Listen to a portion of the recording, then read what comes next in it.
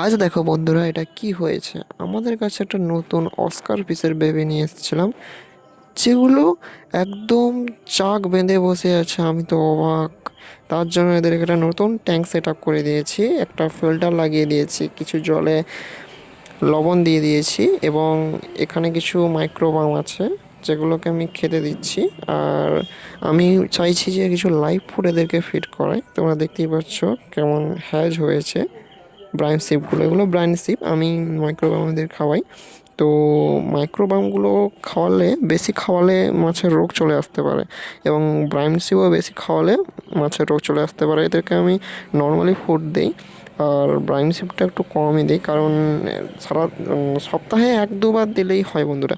কারণ এগুলোকে যত অ্যাভয়েড করবে, মাছের লাইফ ফুড ভালো, কিন্তু যত অ্যাভয়েড করবে ততই ভালো। এবং এদের একটাই আমার খুব ভালো লেগেছে, প্রথম দিন নিয়ে আসার সময় এদের আঙুল আমার ফিঙ্গারটাকে এদের অ্যাটাচ করে, কারণ আমি ফিঙ্গার লাড়ালেই এরা আমার কাছে খাবারের জন্য চলে আসে।